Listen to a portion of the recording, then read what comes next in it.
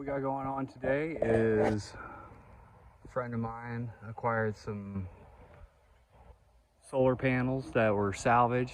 Have some broken glass up on the faces of them. They're 250 watt panels. So she runs this Yurt Airbnb. I helped out with getting some of this assembled a year and a half ago. Just a really sweet place. Not a whole bunch around. Nice place to work. So yeah, I've got 3 panels, and what I'm looking at doing here, I don't have any brackets for it, so the whole framework, I've pulled wood out of a pallet pile over at our local landfill. You'll hear me talk about the pallet pile quite often, but there's decks that get thrown in there and all sorts of lumber from different projects that people will put there instead of inside the landfill itself. So yeah, anyhow, I salvaged this wood. For the most part, it all came from there, and just built a framework. Got a railroad tie in the back here that this is all tied into. This is just scabbed together for the moment. Then I screwed a couple pieces of pallets together here, slid them up inside of there, screwed a 2x4 onto them, threw another beam across there for that just to hold on to, and then stab a couple screws in there. I'm not sure exactly how I'm going to get the bottoms done. Something similar. And then to protect them, what I'm going to do is I've got these storm doors, and I'll build a framework and just sandwich these right up on top of the solar panels, and they'll be able to protect it a little bit from all of the elements. And so then we're going to go over underneath the Yurt.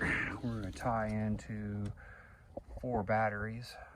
We'll hook these all up in parallel and make a video how I plan on doing that. And so then we got a 4,000 watt inverter. What I'm going to do is each of the panels I'm going to run to an individual charge controller, and this will prevent, like, if something failed on one of the panels, that the whole system goes down. It's a little bit more redundant. And so each panel will have its own charge controller, and I'll put a link in the descriptions down below which charge controller we went with. And so yeah, I mean, this is, I think inverters are pretty easy to come by. We find those in all sorts of vehicles, and it's just something we should have in our gear anyhow.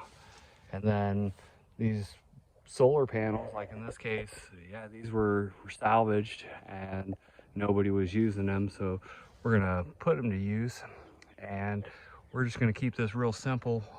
Probably add some inline fuses to the system once it's set up, but we're really just planning on running some LED lights and some fans and charging some computers and such. So no big load pulling off of here, but yeah, a little over 700 watts worth of generation that we have. And then some of that's all going to be blocked up from these storm doors, so we'll just have a little bit less on that. So then we'll bury some conduit and then put the battery bank underneath the Yurt.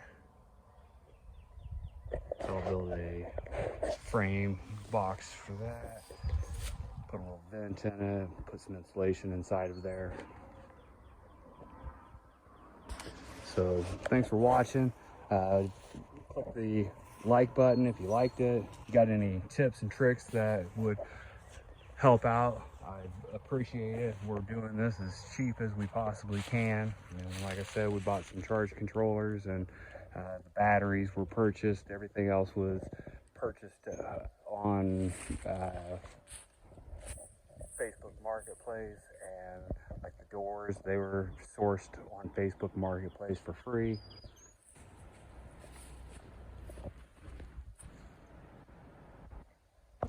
Thanks for making it to the end of the video.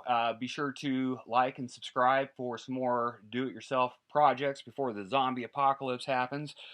Go check out my Facebook page. There's more projects going on there. And I also wrote a guide a few years back on how to get gas for less than a penny a gallon. I give that away in the Facebook group. So once again, be sure to check that out. You can look in the description below for some links for some of the products that we're using on this particular project.